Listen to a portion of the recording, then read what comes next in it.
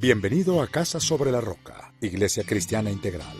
Queremos que conozcas a Jesús y que ese encuentro transforme tu vida por completo. El 2018 es el año de la Reforma Integral y hoy Dios tiene un mensaje especial para ti. Es tiempo de disponer tu corazón. Bienvenido. Venimos ya durante varios domingos predicando acerca del tema y en esta serie hemos visto acerca de nuestra condición personal para asumir la condición circunstancial, que como nosotros vemos que en muchas oportunidades vamos a tener que afrontar circunstancias en nuestra vida que van a escapar a nuestro entendimiento, a lo que nosotros esperamos, pero es la vida. Y lo importante es que nosotros lleguemos a comprender que tenemos que estar en condiciones personales para poder responderle a la vida, responderle desde el lugar donde Dios nos ha llamado a nosotros. Ahora, para ello, Dios nos señala, nos atrae hacia Él con sus lazos de amor y cuerdas de ternura, como afirma la palabra, nos renueva, hace de nosotros una nueva creación, nos fortalece poderosamente por medio de las herramientas que nos deja el ayuno, la oración, la palabra, el congregarnos, nos da promesas para que nos aferremos a ellas y tengamos la certeza del norte y el futuro en el cual nos movemos, nos da una mente renovada por Cristo, nos da la mente de Cristo y nos derrama la sabiduría que necesitamos en el camino. Uno podría pensar que con eso tenemos todas las condiciones y estar listos, pero no es así. Dios tiene más. Digan, Dios tiene más. Dile a que tienes al lado, Dios tiene más. Porque además de todo lo que hemos visto, Dios nos reviste a nosotros. Y este es un concepto teológico supremamente importante que hoy vamos a afianzar y vamos a atesorar en nuestras vidas. ¿Están listos? Entonces, hoy vamos a ver el sermón titulado Revestidos. Digan, revestido. En 2 de Corintios, capítulo 5, verso 1 al 4, vamos a leer lo siguiente. Déjenme, yo se los leo, presten especial atención, les pido el favor. De hecho, sabemos que si esta tienda de campaña en que vivimos se deshace, tenemos de Dios un edificio, una casa eterna en el cielo, no construida por manos humanas. Mientras tanto, suspiramos anhelando ser revestidos de nuestra morada celestial. Porque cuando seamos revestidos, no se nos hallará desnudos. Realmente, vivimos en esta tienda de campaña, se refiere a nuestro cuerpo, suspirando y agobiados, pues no deseamos ser desvestidos, sino revestidos, para que lo mortal sea absorbido por la vida. Padre, yo te doy las gracias por esta palabra que pido edifique nuestros corazones. Oro para que tu Espíritu despeje nuestras mentes, entendimientos, para que podamos estar no distraídos, sino concentrados en lo que estás haciendo en medio de nosotros. Hoy es un día especial, tú lo haces especial, Señor. Tú haces que este momento pueda ser un momento transformador, Señor mío. Por eso presento la iglesia, mi propia vida. Úsame como un instrumento para compartir el puro evangelio tuyo, Señor. Y que no sea sino solo tu palabra, Dios, la que llegue a nuestros corazones y nos muestre el propósito de tu voluntad, tu amor, tu calidez, tu ternura, Señor, que dirige nuestras vidas. En Cristo Jesús te lo pido, amén y amén. La palabra revestir significa literalmente volver a vestir. Pero no es la única connotación que tiene la palabra, tiene muchas otras acepciones. Pero también me quiero referir al revestimiento como una capa. Es una cubierta que resguarda, que protege. En ese sentido se trata entonces de un refuerzo protector. Quiero explicárselo de la siguiente manera. Si ustedes ven una columna como la que aquí soporta parte de la estructura, eso es una estructura, es una columna metálica. Es un material que ha sido diseñado específicamente para sostener peso. pero es un material que si se deja expuesto a pesar de su fortaleza y de haber sido diseñado para eso, si no se le da un trato, un revestimiento, ese material se va a llenar de herrumbre, de orín, de óxido, y se va a desgastar y no va a cumplir su función. El material necesita ser revestido. Por eso tiene una pintura, una primera capa de pintura, una pintura epóxica, una pintura que la protege. ¿La protege de qué? La protege del medio ambiente. Las condiciones que vivimos son nuestro medio ambiente. A veces ocurren cosas que no queremos, que no esperamos, que no aguardamos. A veces sabíamos que iban a venir porque habíamos tomado esas decisiones. Pero las hemos visto en estos domingos que las circunstancias no son lo relevante, sino lo que somos nosotros, lo que Dios está haciendo en nosotros. Cuando comprendemos que Dios tiene un plan, las circunstancias no van a dañar el plan de Dios en nuestra vida. Las circunstancias no son más poderosas que Dios.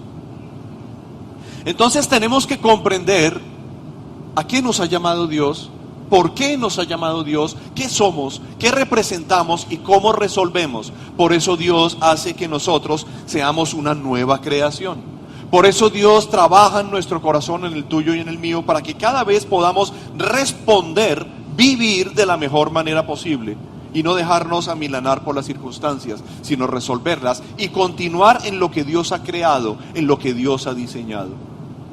Todos los que estamos acá tenemos algo por vivir en Dios. Todos. Ahora, entonces se trata de un refuerzo protector.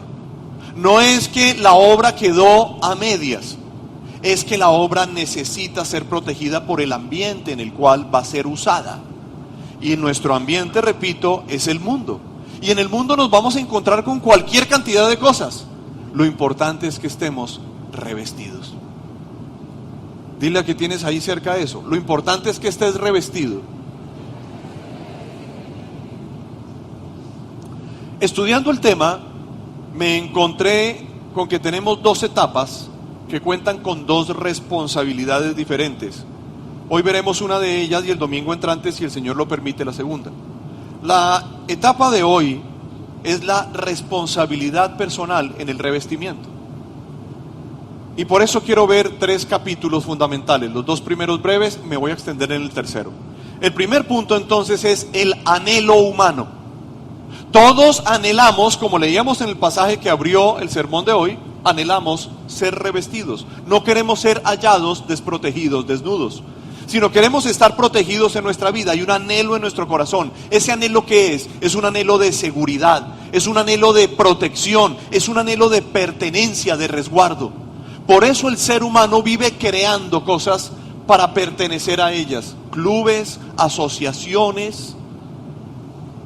¿Para qué? Para sentirse protegido, para sentirse resguardado. Hay una necesidad de pertenencia, de pertenecer. Hay una necesidad de la seguridad que los contextos y los entornos a nosotros nos permiten sentirnos bien. Por eso siempre estaremos en la búsqueda de la seguridad, del confort, de lo que nos permite a nosotros estar en lugares donde podemos ser nosotros. Eso es el hogar, eso es lo que se llama hogar, eso es lo que se llama familia. Y son justamente las cosas que Dios ha creado las que sufren los ataques más directos, más fieros. Pero también el hombre crea otra serie de cosas. Hoy estamos frente a un cambio que en realidad estamos sintiendo lo más evidente, pero que ha existido a lo largo de la humanidad. Siempre el hombre se ha agrupado en clanes, en familias, en naciones, etcétera. Siempre estamos buscando los nuestros. Hoy hay entre los jóvenes lo que se denomina como las tribus urbanas. Y ya estamos viendo cómo eso modifica una cantidad de cosas. El comercio lo ve y simplemente se aprovecha, le tira más información, les crea más necesidades y está trabajando en eso. Pero siempre tenemos que volver, y siempre lo veremos, que vamos a necesitar volver a lo original, al plan, a lo sencillo. Porque ese tipo de cosas no van a suplir completamente, aunque puede hacerlo temporalmente, los anhelos más profundos nuestros. Porque ese anhelo es un anhelo que se resuelve en Dios y en lo que Dios ha creado. Déjenme mostrarle un par de ejemplos. En Job, atravesando una crisis en su edad media, en el capítulo 29, verso 2 al 4, nos dice lo siguiente: ¿cómo añoro los meses que se han ido, los días en que Dios me cuidaba? Su lámpara alumbraba sobre mi cabeza y por su luz podía andar entre tinieblas. Lo que nos está diciendo Job es que ha perdido la esperanza. Job perdió la esperanza porque Job entró en una crisis financiera, familiar, social, de sus amistades. Todo el mundo de Job por algún momento vino en crisis y él consideró, de alguna manera nos deja ver que él estaba considerando simplemente que Dios lo había abandonado. Pero Dios no abandona la obra de sus manos. Nunca abandona la obra de sus manos. Pero estaba ocurriendo algo en ese momento. Esto eran los sentimientos de Job, pero no era la realidad verdadera. Entonces lo que ocurría es que Dios estaba perfilando a Job. Dios estaba ajustando la vida de Job. Y estando allí en esta situación es donde él considera que Dios lo ha abandonado, pero sigue insistiendo. ¿Qué días aquellos cuando yo estaba en mi apogeo y Dios bendecía mi casa con su íntima amistad? Se sigue deshaciendo en lo que era su pasado hasta que llega al verso 14 y miren lo que dice: de justicia y rectitud me revestía, ellas eran mi manto y mi turbante. Por supuesto, saltamos de la quiebra de Job a ver el escenario que estamos tratando en la vida de la mujer. Y aquí está en igualdad de condiciones. En Proverbios capítulo 31, verso 25 al 27, que es el capítulo de la mujer ejemplar o mujer virtuosa, nos dice esto extraordinario: que la mujer se reviste, la mujer de Dios se reviste de fuerza y dignidad. Y aquí me encuentro con algo que tengo que tratar. El hombre, Job, se quiebra. Las mujeres no se quiebran. ¿Cuándo ha oído usted una mujer decir me quebré? ¿Cuándo ha oído usted un hombre decir me quebré? Muchas veces. ¿Por qué? Porque quizá nosotros como hombres le damos relevancia y valor a cosas que Dios tiene que tratar con nosotros. Pero la mujer tiene una dotación natural dada por Dios que está ahí descrita. Tiene la capacidad de revestirse de fuerza y dignidad. El hombre cree que cuando se quiebra perdió su dignidad. Por eso no es capaz de salir y vender, qué sé yo, una empanada. La mujer hace la empanada y sale y la vende. ¿Sí? Es una cosa sorprendente. ¿Por qué? Porque la mujer naturalmente se reviste de fuerza y dignidad. Nosotros tenemos que ir por ese revestimiento. Es una leve diferencia, pero a veces marca unos asuntos importantes en la historia de las familias. Por eso vemos muchas veces que son las mujeres quienes terminan sacando adelante a una familia. Pero los hombres tenemos que tomar nuestro lugar. Nos corresponde. ¿Seguimos siendo amigos? Ok. Voy a seguir leyendo, no he pasado el capítulo todavía. Cuando habla, lo hace con sabiduría. Cuando instruye, lo hace con amor. Está atenta a la marcha de su hogar y el pan que come no es fruto del ocio.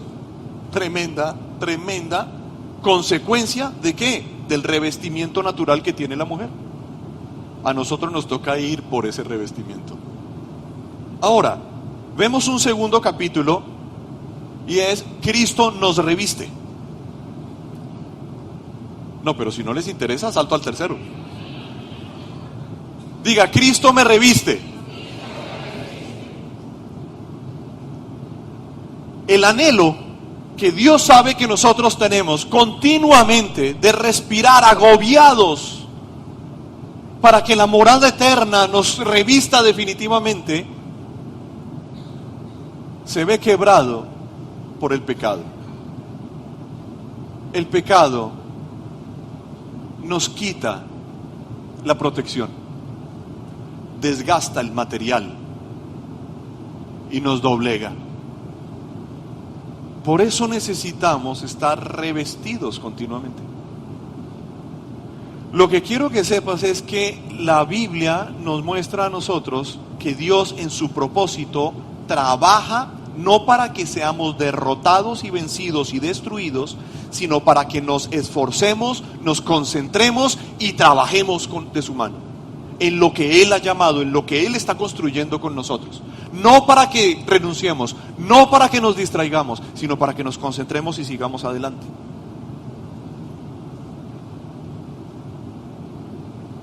El ejemplo lo vemos en Adán y Eva. ¿Qué ocurrió con ellos? Adán y Eva pecan, estaban de acuerdo en eso, y van, y lo primero que hacen es tejerse unos vestidos de hojitas de parra. Ellos toman y se amarran. Yo imagino que iban caminando y con el movimiento, el contoneo de Eva o de Adán, se les iba soltando las lianas y andaban todo el camino tratando de sostenerse y de taparse. ¿Qué creyeron ellos? ¿Qué creyeron ellos? ¿Qué efecto podría tener eso delante de Dios? Dios aparece y ellos se esconden. Cuando Dios los llama, Dios los ve y dice: aquí hay algo mal, aquí hay algo raro. Nosotros somos muy evidentes. Y somos muy evidentes, pero aquí nos deja ver justamente en la primera caída y la definitiva, porque nos afectó a todos. Vemos al ser humano haciendo algo que repetimos y repetimos y repetimos y repetimos. Es que en lugar de revestirnos, nosotros con el pecado nos desvestimos y nos disfrazamos. Y entonces en ese disfraz buscamos cosas que nos presenten como aceptables delante de los demás. En ese disfraz lo que hacemos es presentarnos para que los demás nos acepten, para que los demás nos admiren, para que los demás digan: wow, me encantan tus hojitas de parra, te lucen de maravilla, es espectacular, yo quiero unas, yo necesito unas.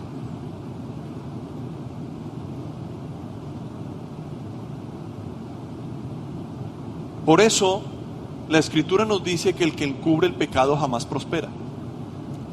Ahora, también tenemos que ver que ante la debilidad, falencia, caída, lo que quieran llamar ustedes, Dios no se iba a quedar con eso de: qué embarrada, bueno, listo, entonces, ¿qué hacemos? No, pues otro Adán y otra Eva, borrémoslos a ellos.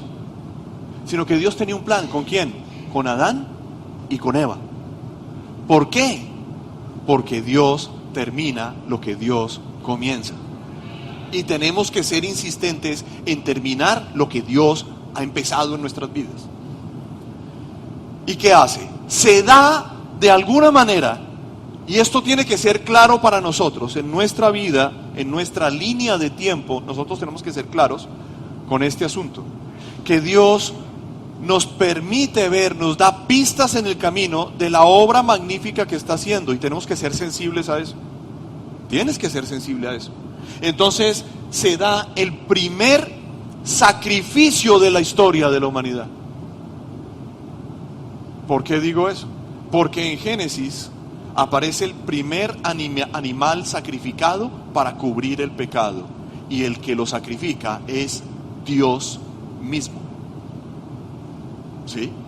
Dice que Dios tomó al hombre y le puso un traje. Dios revistió al hombre, pero le dijo: esto, mis queridos, es temporal. Nosotros vamos a ir por algo definitivo. Y entonces vemos que allí se estaba gestando el principio bíblico que sin derramamiento de sangre no hay remisión de pecados.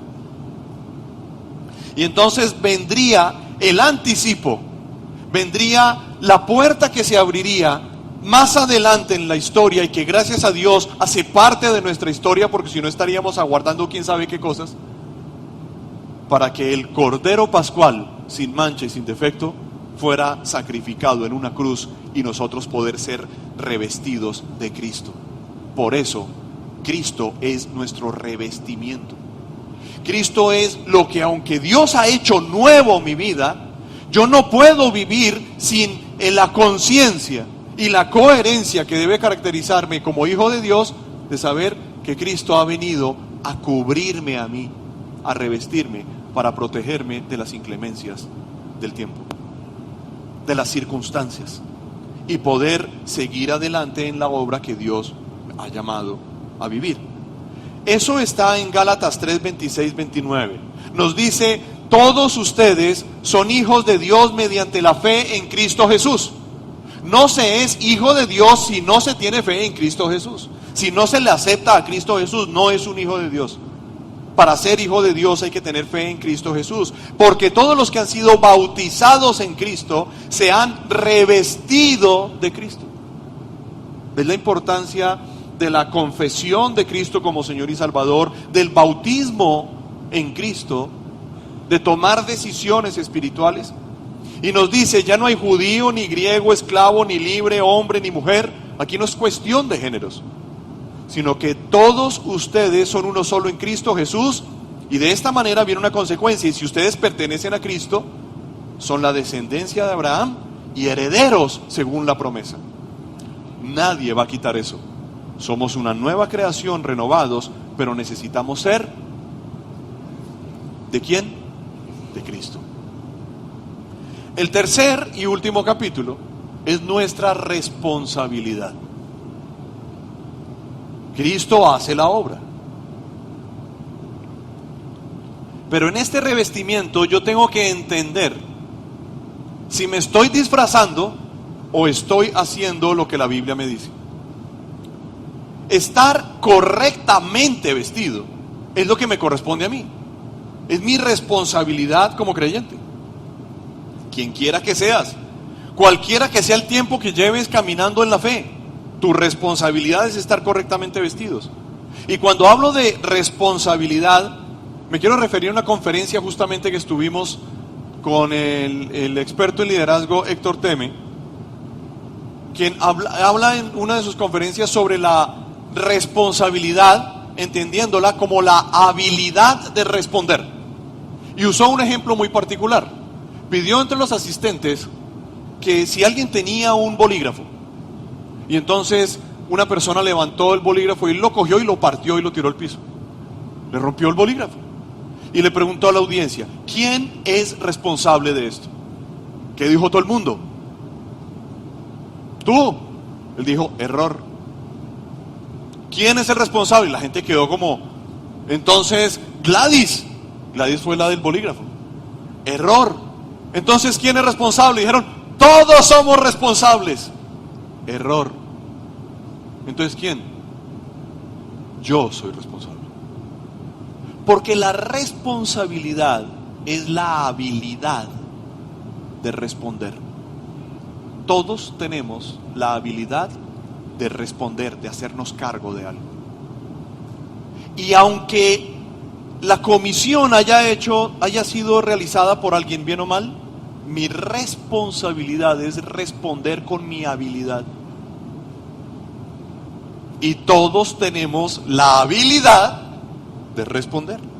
Entonces aquí no se trata del tú fuiste, tú lo hiciste, yo no lo hice, yo sí lo hice, yo no, tú, es el tiempo, la circunstancia, es que la escasez, fue la abundancia, fue la plata, fue la falta de ella, etcétera, etcétera, etcétera, etcétera. Yo lo que tengo que hacer es, yo qué quiero que pase. En Efesios capítulo 4, verso 17 nos afirma lo siguiente: así que les digo esto y les insisto en el Señor, no vivan más con pensamientos frívolos como los paganos. Dile a que tienes izquierda derecha: no seas frívolo. No le diga eso, perdón. Dígale: no voy a ser frívolo. Esa suena mejor, ¿verdad? Como somos responsables. Como los paganos, a causa de la ignorancia que los domina y por la dureza de su corazón, Estos tienen oscurecido el entendimiento y están alejados de la vida que proviene de Dios. Han perdido toda vergüenza y se han entregado a la inmoralidad y no se sacian de cometer toda clase de actos indecentes. ¿No fue esa la enseñanza que ustedes recibieron acerca de Cristo? Si de veras se les habló y enseñó de Jesús según la verdad que está en Él. Hasta este punto, queridos, nos pide que marquemos la diferencia asumiendo nuestra responsabilidad. Pero ¿cómo lo hacemos? ¿Cómo asumir nuestra responsabilidad? ¿Cómo asumo yo mi responsabilidad? En el verso 22 al 24 nos da 3 claves. Nos dice con respecto a la vida que antes llevaban, se les enseñó que debían quitarse el ropaje de la vieja naturaleza. Hagan así. Quitarse. La cual está corrompida por los deseos engañosos. Eso es lo natural de la naturaleza pecaminosa. ¿Sí? Pero nosotros no podemos seguir añorando y amarrándonos aquí el moñito para que no se caiga el ropaje de la vieja naturaleza. Ahí es que despojarse de eso. Lo segundo dice ser renovados en la actitud de su mente. Hagan así. Renovados. Y ponerse el ropaje, falta esta, mírenme, ponerse el ropaje de la nueva naturaleza, creada a imagen de Dios en verdadera justicia y santidad. Entonces podemos percibir claramente 3 actos en el cambio del ropaje. Acudimos al ropero divino y entonces nos damos cuenta que Dios nos dice, bueno, estás aquí, ya tomamos medidas. Lo que tenemos que hacer es lo siguiente. Primero, despójate. Entonces digan, despójate. Esta es el despojo de la vieja manera de creer. No pensamos de manera frívola como los que están sin conocer a Cristo. Tengo que despojarme de eso. Yo tengo que pensar como creyente. No puedo seguir pensando como los demás y elucubrando y pensando aquí, yo con yo, no. Sino que tengo que soltar eso. Yo tengo que ir con Cristo y hablar con Él y decirle, oye, mira, se me presentó esto. ¿Qué vamos a hacer? ¿Sí? ¿Tú y yo? ¿Qué vamos a hacer? ¿Cómo así? ¿Qué vamos a hacer? Sí, pues tú y yo. Aquí estamos juntos en esto. Tú estás trabajando conmigo. Por eso te busco. Y aquí es donde nosotros vemos cómo cambia la manera de creer, de pensar, de procesar, de sentir, de actuar, etc. Y me gusta algo muchísimo, una frase de Maxwell que dice, ayer terminó anoche. Digan, ayer terminó anoche. Ayer terminó anoche con sus éxitos, ayer terminó anoche con sus fracasos, ayer terminó anoche con sus temores, con sus dudas, con sus inquietudes. Hoy es un nuevo día. Nos toca levantarnos y mirar hacia adelante. Entonces hay que soltar el pasado. Lo segundo, entonces, después de despojarse, no, pero acompáñenme, ustedes no me acompañan, ¿sí? Después de, ¿qué dice? Despojarse. Es renovarse. No me voy a profundizar en esto porque hice 2 sermones anteriores en la renovación, pero es fundamental para poder ser transformados, para poder asumir el cambio, tenemos que renovarnos en nuestra mente. Lo tercero es revestirse. Ah, pero no me acompañan, no me ayudan. Digan revestirse. Entonces, vamos a hacer el ejercicio por última vez, no los molesto más. Bueno, no sé si no más, pero vamos a hacerlo otra vez. Despojarse.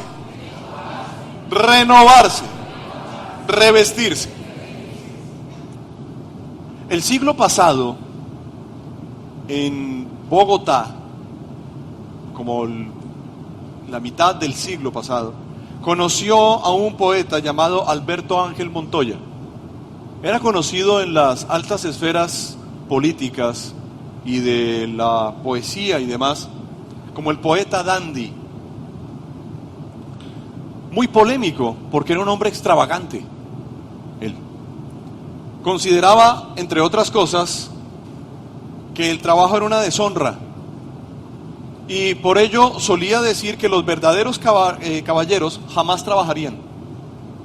Y entonces él se ufanaba, que era un hombre muy acaudalado, había recibido una gran herencia y se codeaba con presidentes, ministros, etc.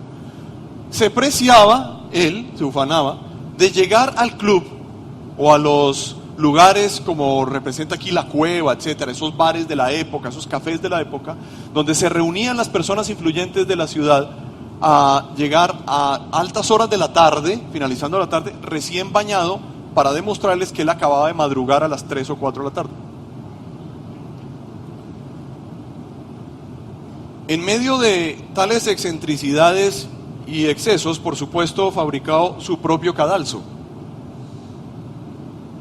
Pero en medio de eso había un hombre extremadamente inteligente, tremendamente inteligente. Quienes saben algo de la política colombiana y han estudiado y son apasionados por eso, es casi que proverbial la inteligencia de uno de los más grandes políticos que ha tenido nuestro país, que es Alberto Lleras. Alberto Lleras, en alguna oportunidad le hicieron un homenaje y lo felicitaron por ser el hombre más inteligente de Colombia. Él dijo: sí, soy el hombre más inteligente de Colombia después de Alberto Ángel. Esto es mucho, mucho decir. Ahora, ¿por qué me refiero a este hombre? Porque el poeta solía decir esto: lo importante no es un hombre bien vestido, sino un vestido bien llevado.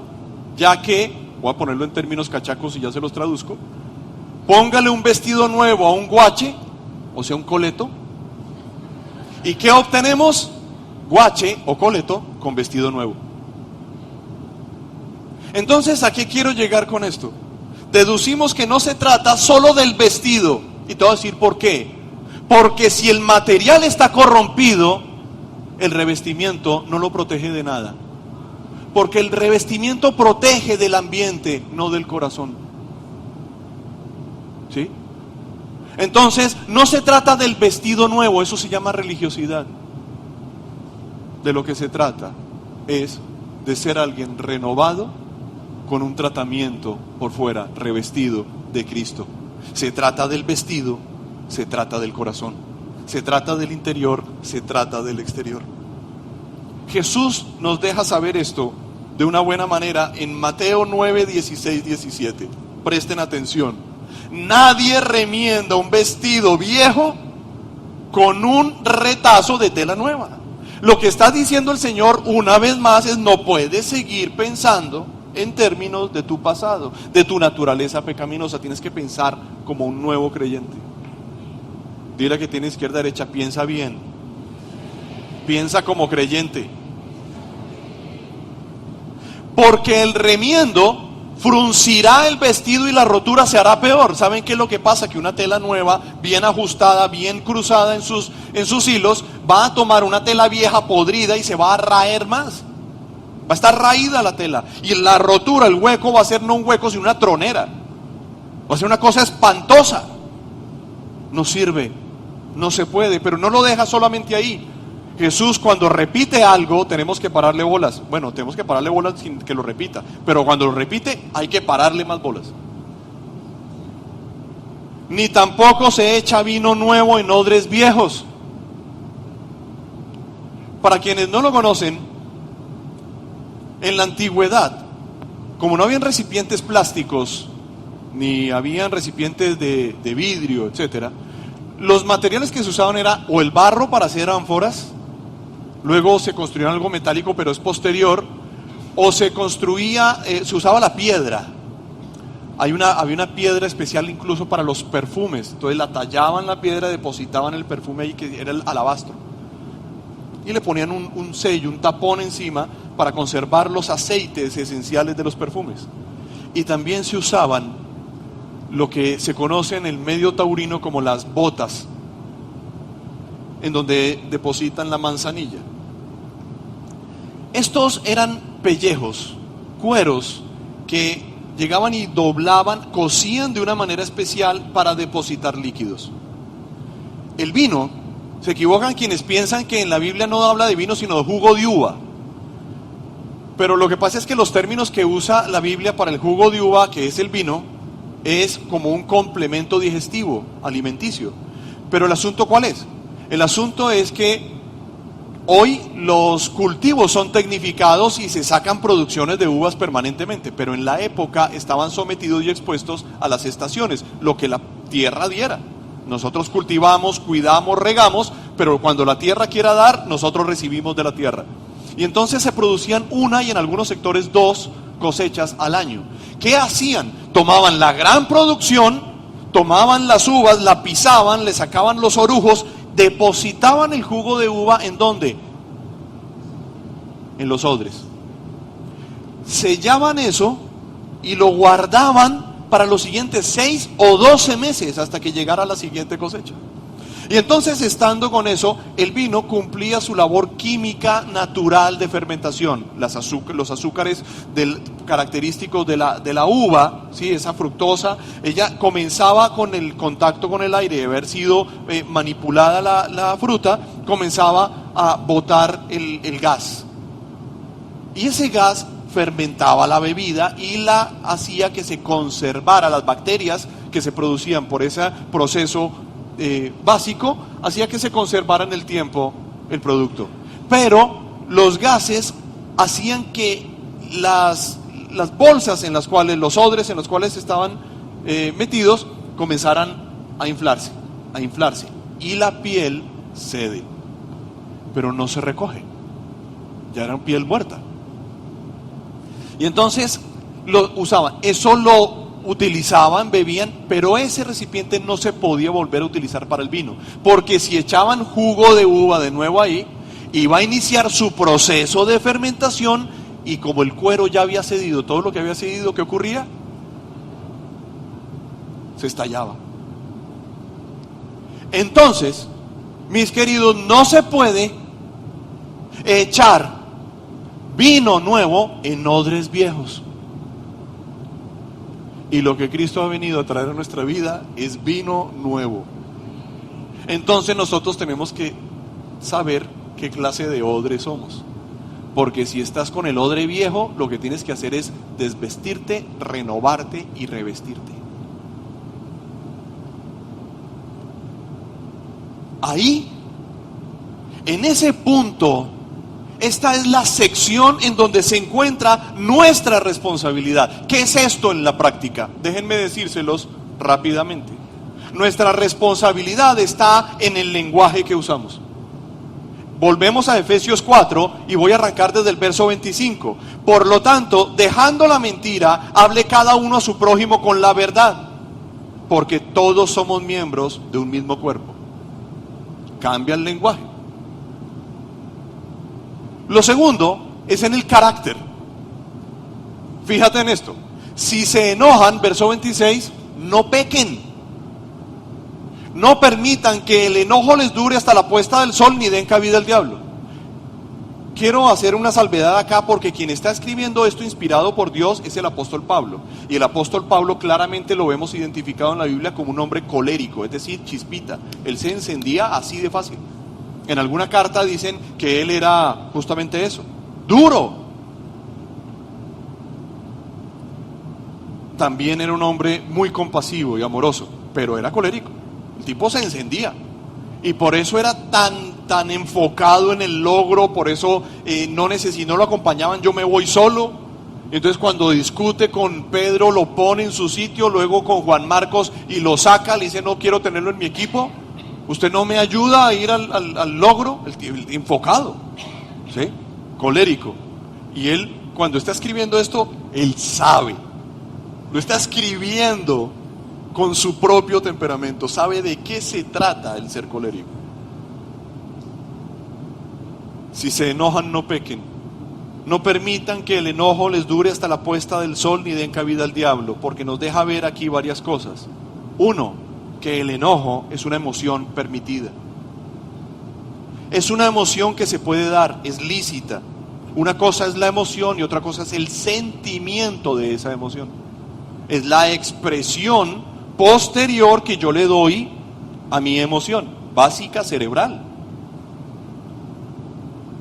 Pero hay un segundo punto para que no nos salgamos del eje, y es que el enojo debe tener siempre un límite. Dile a que tienes ahí cerca: el enojo debe tener un límite. ¿Por qué debe tener un límite? Porque dice: no permitan que les dure hasta la puesta del sol. Entonces las cosas hay que resolverlas antes de las 6.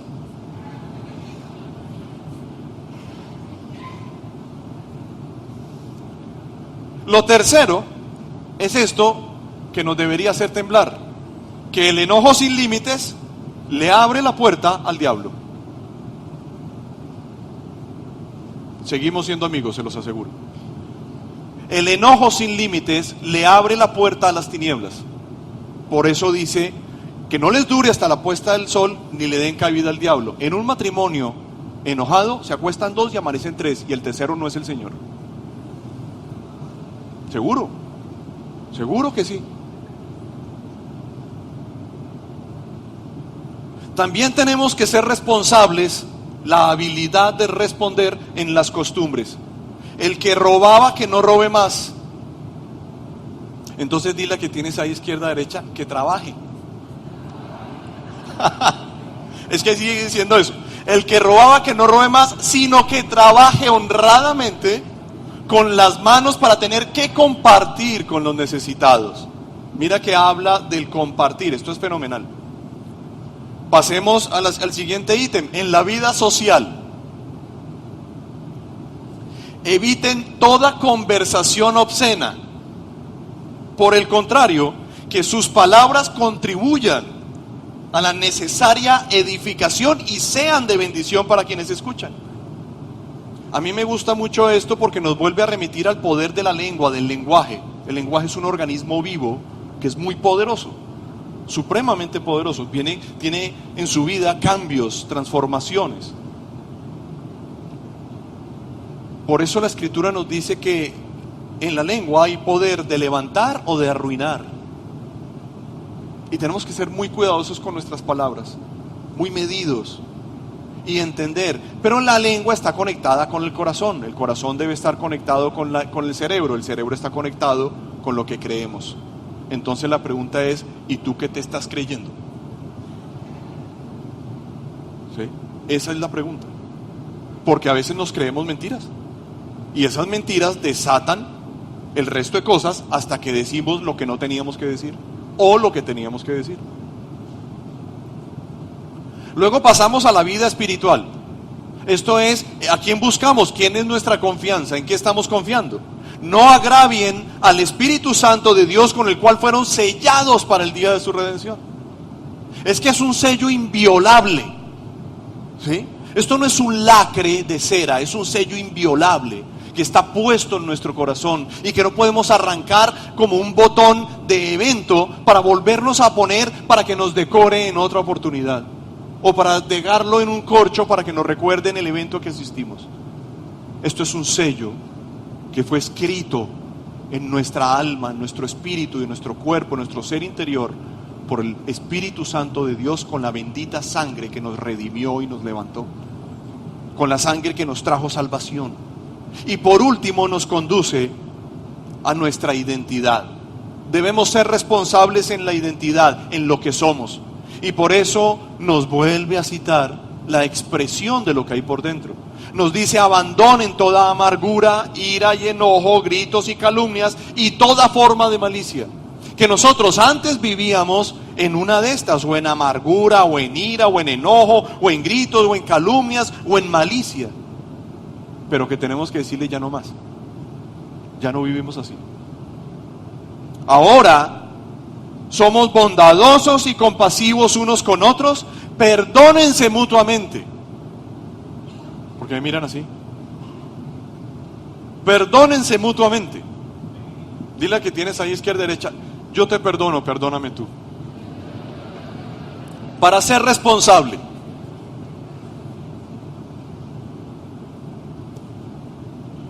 Así como Dios los perdonó a ustedes en Cristo. El ejemplo es que ninguno de nosotros puede decir: no, a mí no me venga con ese cuentico de que Cristo. No, es que nosotros todos fuimos perdonados, ¿sí? Ahí todos tenemos rabo de paja, como se dice. Quiero pedirles un último favor. Cierren sus ojos. Si quieren anotar para que no se pierdan, anoten 1 Corintios 15, 53 al 58. 1 Corintios 15, 53 al 58.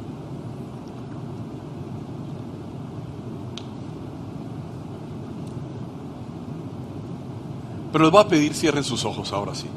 No se me duerman.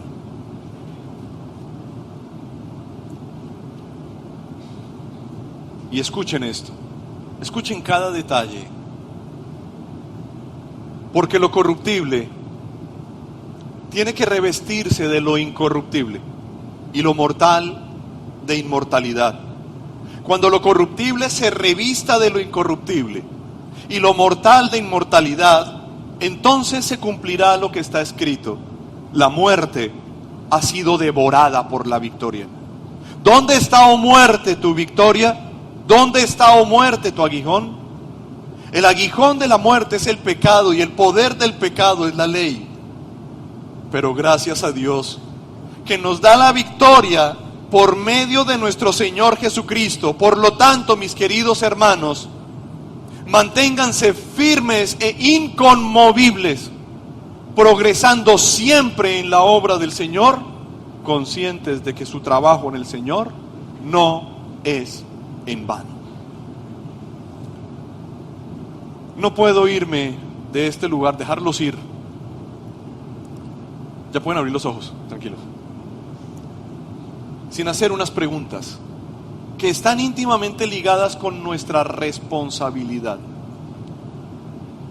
Estas preguntas son: ¿estás esperando que otros tomen decisiones por ti? ¿Que terceros decidan por ti? ¿Que te digan lo que tienes que creer, lo que tienes que hacer, lo que tienes que... ¿Te estás esperando a eso? Otra cosa, ¿estás esperando que todo se resuelva sin hacer nada? ¿Que no pasó nada? No, hagámonos como si no hubiera pasado nada. ¿Estás esperando qué? ¿De quién es la responsabilidad? Digan: mía. Y escucha esto, porque voy a terminar acá. Dios te guía, te toma de la mano para que asumas tu lugar. Te pone en condiciones a ti. Aquí no importa el contexto. Estamos hablando de nosotros, de nuestra estructura, de nuestro ser. Y nos pone en condiciones a nosotros al renovarnos. Nos pone en condiciones al fortalecernos con las herramientas que ha puesto a nuestra disposición: el ayuno, la oración, la palabra, la comunión con otras personas, el congregarse. Nos pone en condiciones al revestirnos de Cristo para que asumamos la responsabilidad. Por tanto, hoy, este es tu día. Hoy, esta es tu oportunidad. No la desperdicies. Frena lo que tengas que frenar. Avanza en lo que tengas que avanzar. Porque te voy a decir algo: no te imaginas lo que viene. Porque a mí me sorprendió algo: que a pesar de habernos dado todo lo que nos da, de formar todo lo que ha formado, no es todo. Hay más.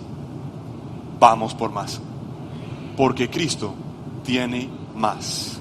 Señor, te doy las gracias por tu palabra, porque ella es nuestro consuelo, nuestra fortaleza, nuestra guía, lámpara a nuestro camino.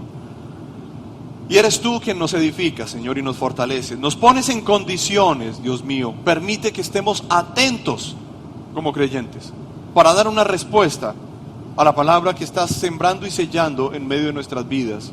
Y que de esta manera nosotros podamos avanzar, crecer, ser fortalecidos, Dios mío, dirigidos por ti. Pero sobre todo hoy, siendo conscientes que hemos sido renovados, Señor, que no nos falte el ser revestidos de Cristo, para que el ambiente en el que vivimos no pueda corroer lo que somos en ti y contigo, Señor. La obra nueva que has hecho, la obra por la que hemos batallado, por la que hemos sufrido, por la que hemos llorado, en la que hemos tropezado y maltratado también, pero que podamos hoy ser conscientes de ese revestimiento, esa capa protectora de tu amor, tuya, tu mismo nombre, tú mismo Cristo, cubriéndonos a nosotros para asegurarnos el lugar, para asegurarnos, Señor, en nuestro camino, para asegurarnos en nuestra pertenencia. No tenemos que disfrazarnos, No tenemos que aparentar, Señor. Somos tus hijos y te necesitamos a ti.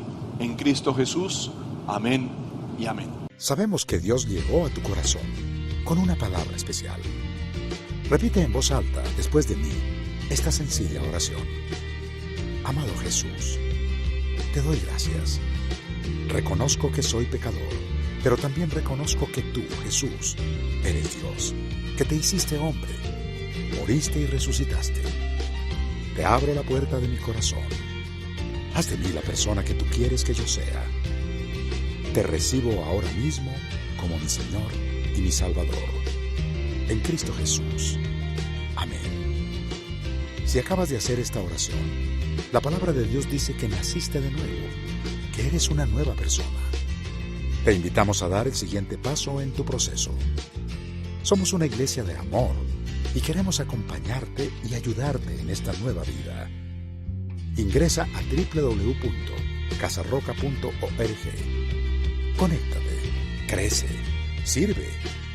Seguimos en contacto.